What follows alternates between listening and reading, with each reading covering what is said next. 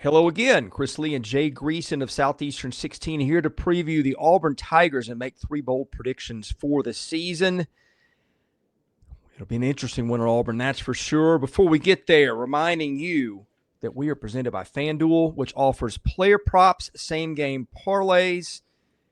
FanDuel's SGP menu is deep and impressive, so you can build some really fun combinations around player performances and game outcomes. FanDuel's got you covered with competitive odds and tons of betting options. Just remember to bet responsibly and have fun with it. Jay Greeson, what catches your eye at FanDuel regarding Auburn? Well, there are a litany of odds that FanDuel trots out, so you can really bet just about anything you want to, especially in the days leading up to the start of the season. Quickly to run down the gauntlet of some of the futures FanDuel trotted out on the Auburn Tigers.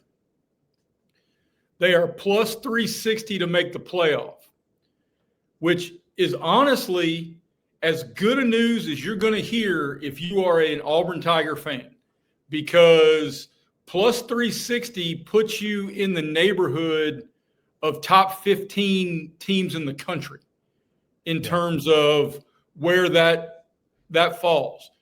So, for instance, plus 360 puts you behind Florida, but ahead of SMU, Kansas State, Texas Tech, Arizona State, Oklahoma, and even South Carolina, all of teams that were ranked in the AP poll on Monday.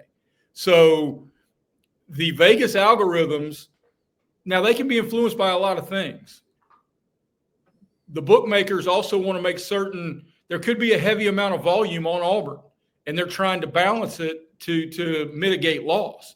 But the algorithms seldom lie, and they are bullish on the Auburn Tigers. Also, the over 7.5 wins, and a lot of us believe that Hugh Freeze needs to win 8 games to feel secure, at least on the field, about his performance evaluation at the end of the season. The over 7.5 wins is a monster minus 162 favorite. So Vegas feels that's not only reachable, but should be doable. Auburn is 16th among national favorites to win the whole flipping thing. And Jackson Arnold is at plus 2,500 to win the Heisman, which is the same as John Mateer, the same as Gunnar Stockton, and ahead of Austin Simmons, Marcel Reed, and Ryan Williams, the Alabama wide receiver. So the FanDuel and the Vegas numbers point to a very, very encouraging fall for those of us who follow the Auburn Tigers. And yes, I feel the caveat is important here. I went to Auburn, and like the line from Tommy Boy, a lot of us who go to college for 7 years, some of them are called doctors. But also some of us get into sports writing and talking into a computer screen for a living. Yeah, we may have some predictions to come off those items you just rolled out to us. But also a reminder, we're brought to you by GameTime. SIDEKICKS, officially licensed stainless steel drinkware. All SEC schools, over 350 other universities. Top of the market quality in terms of construction and ice retention. You can see my 40-ounce tumbler that I get my ice water in. And boy, it keeps it icy all day. Tons of designs and logos offered for each school. We even offer a college vault line at game day. Everything from stainless steel sippy cups, tumblers, 40-ounce bottles, and shaker cups. SE16 gets you 20% off your entire order. Go to GameTimeSidekicks.com. All right, Jay, I'll let you start off with your first bold prediction for the Auburn Tigers. What would that be? It's going to be twofold, and it hinges on what I believe to be the best wide receiver room in the country. Auburn has 2 1,000-yard wide receivers. And the best sophomore wide receiver in the Yellowhammer State is Cam Coleman, not Ryan Williams. Ooh. Wow. Okay. Explain that one, because I think the universe at large would probably take Ryan Williams. He's obviously a more familiar player, made all kinds of highlight films, but Cam Coleman was, I think, rated, about what he was or maybe higher coming out of high school. Coming out of high school, Cam Coleman was, all right, look, Jeremiah Smith is the best sophomore wide receiver maybe since Larry Fitzgerald. So, I mean, that guy would have been a top 12 NFL draft pick if the Maurice Claret rule was active and freshmen could enter the draft. It's kind of puzzling in the big picture of things that we've got college players who are on 4 different teams in 4 years, but we just can't let them go be a professional player when the portal is as open as it is. I mean, some of this needs to be addressed, but that's a show for another day. I think Cam Coleman, first, this is going to be an offense that's going to be pass-centric. I think Alabama's offense is going to be dominated behind the best offensive line in the country. So I think Jam Miller and Alabama are going to run the football a lot. I think Hugh Freeze is going to air it out a lot. With Eric Singleton on the other side, you're going to have a hard time doubling Cam Coleman. I don't think teams are going to find it difficult to double Ryan Williams. Now, this is not shade at Ryan Williams. This is realizing that Auburn has got to see the importance of not only getting Cam Coleman involved often, but getting him involved early. Because the back half of last year, Cam Coleman looked like the 5-star we expected him to be. But the first half, whether it was a lack of focus of getting him the football, because if you've ever played quarterback, every wide receiver who's worth his salt comes back to the huddle, and the first thing he does is he whispers in the quarterback's ear hole, "Hey, man, I am open." So they've got to feed those guys and then figure out where they're going to go accordingly. But I also expect Eric Singleton to have a huge year. He was number 3 player in the portal. He was a guy just about everybody wanted. He was the number 1 wide receiver in the portal after a big year at Georgia Tech, and he's got electric speed. But I think both those guys are going to have huge years, and I think it's also going to help an Auburn offense that needs to be efficient. Because, look, Hugh Freeze has, if not the hottest seat in the SEC, one of the 3 or 5 hottest seats in the country. And he hangs his hat on not only offense, but being inventive in the passing game. So this is not only about winning football games. Hugh Freeze needs to reaffirm his reputation to make certain the Auburn offense feels electric again. Yeah, I'll give you a couple reasons I think that could happen. And one of my doubts, or maybe my biggest doubt, number one, I think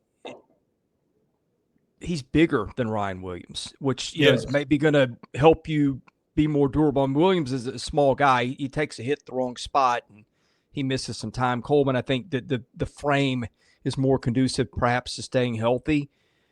I think number 2, you mentioned the other one, having Singleton opposite of him is going to maybe free him up to get a little bit more. I don't know if he gets single covered, but it's going to make it easier. I think my question is just, can they get him the ball? That was an issue last year. I know there's been some questions around Jackson Arnold in camp. Obviously did not have a good year at Oklahoma a year ago, although a lot of that was the surrounding cast with all the injuries. But I think that's my question is, like, can they get him the ball enough? Is the quarterback play good enough to enable him to shine the way that you have him doing, which, again, I could see based on the talent? Well, and those questions are fair. I mean, because, look, Jackson Arnold came out of high school and everybody in America wanted him. He was a 5-star quarterback, one of those Elite 11 guys who went to all the camps and everybody raved about his skill set. My biggest question about Jackson Arnold is, unlike last year when he struggled mightily and got replaced at Oklahoma, the offensive line is healthy and extensively better than what he played behind last year in Oklahoma, primarily because of injury. And the wide receiver room is 180 degrees the opposite. Again, because of injury, because Oklahoma has talent. But last year, there were multiple games where Jackson Arnold's top 5 wide receivers through the summer were standing over there in sweats. So, I mean, it was a debacle for everybody. Brent Venables on down, and it landed in Jackson Arnold's lap. So those questions are completely fair. My biggest question about Jackson Arnold, especially in this offense, is will he be a willing runner? Because in the midline, Hugh Freeze has got to have a quarterback who's not only quick enough to threaten the edge after pulling the ball out of the running back's belly, but willing to challenge the edge and put himself in harm's way. If you're not willing to do that, the running game is going to be stagnant, because then you don't block the defensive end. He crashes down. And if you're not willing to keep it, you've taken away the advantage of what the quarterback run threat is in the option. So, but again, completely understand. I'm just stunned that Jackson Arnold is top 10 or 12 in Heisman odds with a John Mateer and a Gunnar Stockton, and ahead of guys like DJ Lagway and Austin Simmons. So at least the metric, and maybe that metric is based on projected numbers that they expect the Auburn offense to generate, because that's fair. But I mean, in a million years, I know Lane Kiffin wouldn't trade Austin Simmons for Jackson Arnold, and I don't know if Billy Napier would trade DJ Lagway for anybody. Yeah, if he finishes ahead of those guys, your prediction is gonna probably cash. Let's have number 2 from you though, Jay. What's your second bold prediction on Auburn? Keldric Faulk finishes as the most decorated defensive lineman since God Almighty, his name just flew right out of my head. Derek Brown was at Auburn and was an award-winning All-American. I think Keldric Faulk will be among the SEC leaders in sacks. I think he will be among the first defensive players in the SEC drafted next spring. I think this guy is poised for a monstrous year that will really change DJ Durkin's defense from very good to downright salty. Yeah, Brown left Auburn after the 2019 season, has made his mark in the NFL. So I think Faulk, boy, it's a good quarterbacks league, but there's some really good defenders in this league too, especially on the defensive line. If he ends up the most decorated guy since him, again, that'd be another thing. I think we look back and said Auburn had a good year. All right, I'm going to give you a pick, and I'm not sure it contradicts anything you said. It could, but it might not. And I don't think Hugh Freeze is the Auburn coach next year. And it could be a few reasons. I think this is a good team in terms of talent. The issue is their schedule. There are potentially 5 teams that could be playoff contenders, not to mention Baylor. I wouldn't even have them on the list, but that's a good team. That's an opener away. Oklahoma, Texas A&M, Georgia. I think Missouri is a contender, maybe because of the schedule. And also Alabama, not to mention you got some other road trips in there that could be challenging. I think that could be the first thing that could get Auburn. Auburn could have a good season, and the wins just could not be there. And I think the losses have added up. That's number 1. Number 2, I think the health concerns. I don't wish that in Hugh Freeze. I hope he gets help in his recovery. But that's already something that's been in the headlines before the season. And I think the third thing has just kind of been his inability to get out of his own way. I mean, they could go 9-3, and I could see something happening where, it just didn't go over well, and they just decide, hey, it's time to move on. I think that's unlikely if they go like 9-3. But I'm just saying there's a lot of reasons you could circle that Hugh Freeze isn't back next year. And I feel like this needs to be a banner year for him, or else we're having a different conversation next year. No breaking news there, but just it is. I think it's maybe the biggest storyline around the team.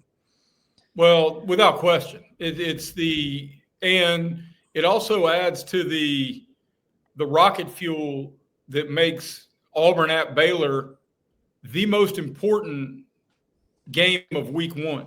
Yes, in a historic week 1 that has 3 matchups between top 10 AP teams, with Notre Dame at Miami, Texas at Ohio State, and LSU at Clemson, the most single important game, considering the fragile psyche of the fan base, the tenuous nature of Hugh Freeze's job status, is Auburn at Baylor.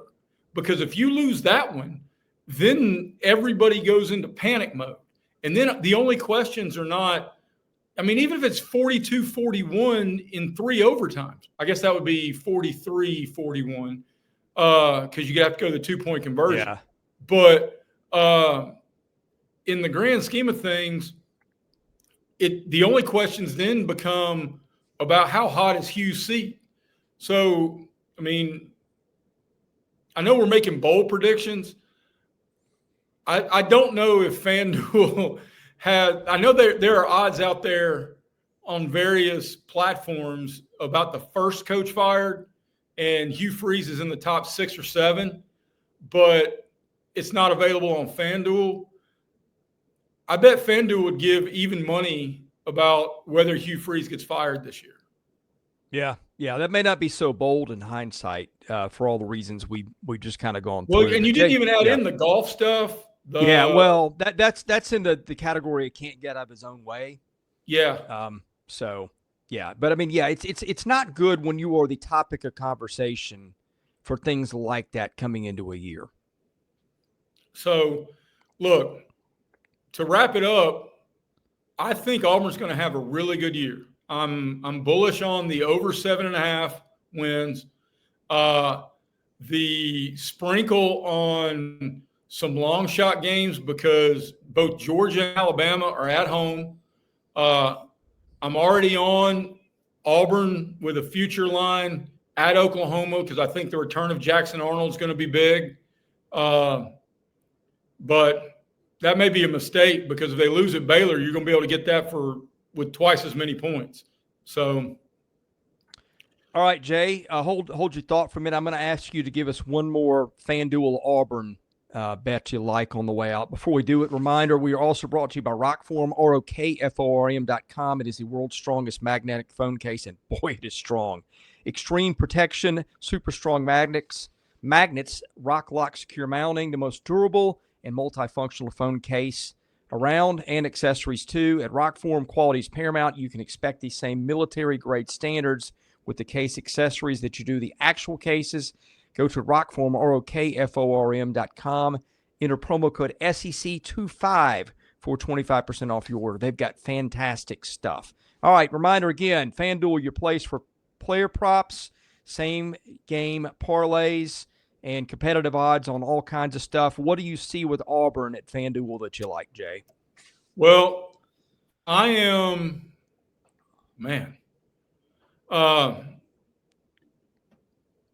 I'm big on Auburn at north of 7.5 because now the FanDuel numbers, just looking at them right now, 8+ is minus 170. So, I mean, that's a huge number when you look around, and it's just, look, the schedule is daunting. I think Auburn will play Georgia extremely close just because for a lot of reasons, including the desperation factor, because not all wins on the Auburn schedule are created equal. Because a win at home over Georgia and or Alabama, it carries way more weight in the current market, whether he gets to 8 or not. But I am assuredly on Auburn over 7.5. And look, I don't think Jackson Arnold is going to be in the Heisman conversation. I think there should be a longer shot to be a playoff team than plus 360. But I do think Auburn gets north of 7.5 wins. Well, it'll be an interesting season for Auburn because it always is, one way or the other. We'll be here to cover it. We also cover baseball and basketball at the channel year-round, so I hope you subscribe to that. It's free. For Jay Greeson, I'm Chris Lee. You've been watching Southeastern 16's football content. Thank you for watching. God bless you. We'll see you again soon.